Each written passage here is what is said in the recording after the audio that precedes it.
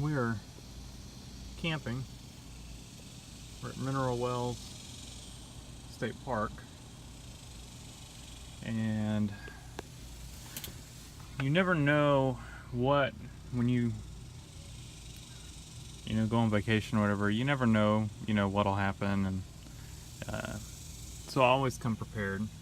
Got a bag full of tools there, quite an assortment.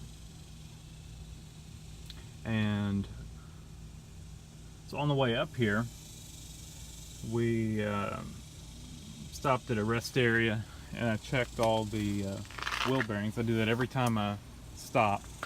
I go feel of each hub to see how hot they are.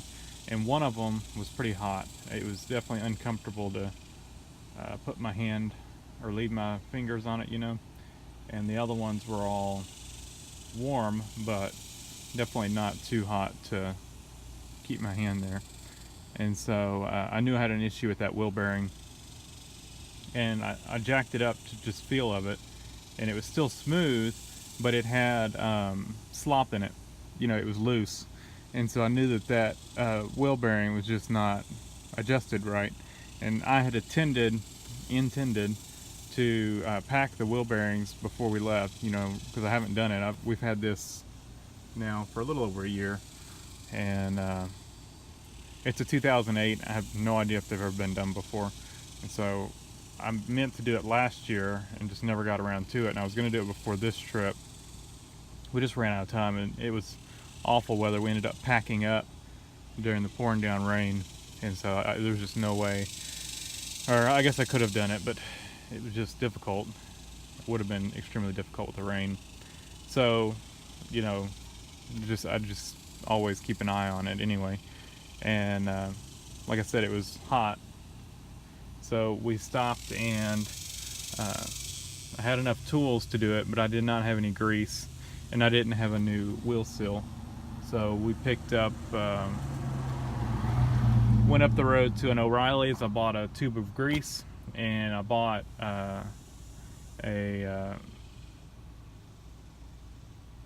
can of brake clean. And in the parking lot of O'Reilly's, put the awning out. It was on that side. I didn't even unbolt the wheel.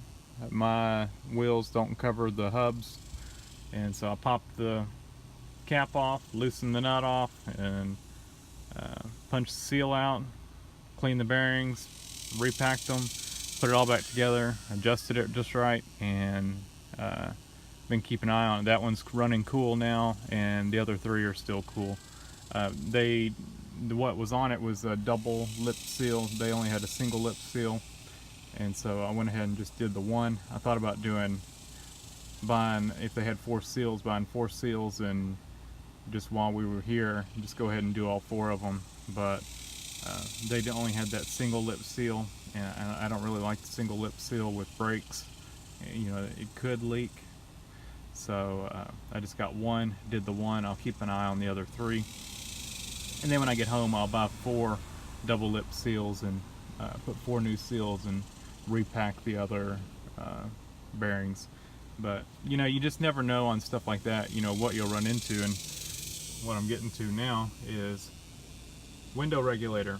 Went out on the Suburban. One of the cables, I think, broke. It was loud noise and it won't roll up.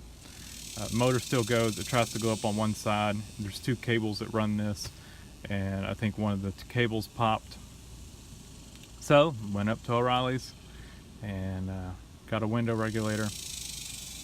Not gonna film putting it in there because it's been sprinkling rain on and off, and I need to hurry up and get this thing in here. And never done one of these before in this, and I have no internet, so we'll figure it out. I'm gonna look at the old one, or look at the new one. Looks like 4 bolts, and that undoes the tracks. And then this one does not come with a motor, so it looks like you unbolt the regulator from the motor. Looks like right there, probably where the motor goes. So we'll get that all done. I'll go ahead and pull this plastic off. I'll have to undo the door handle to get it off, but we'll get it off and out of, well, we might not have to take it off. We might be able to fold it up. I'll get some tape and I'll fold it up, kind of wad it up and out of the way. And then we're gonna have to get some tape to fasten it back down. It's kind of under the speaker here, but we can pull it out.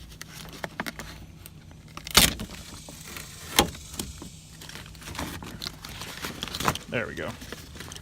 That gives us room to work.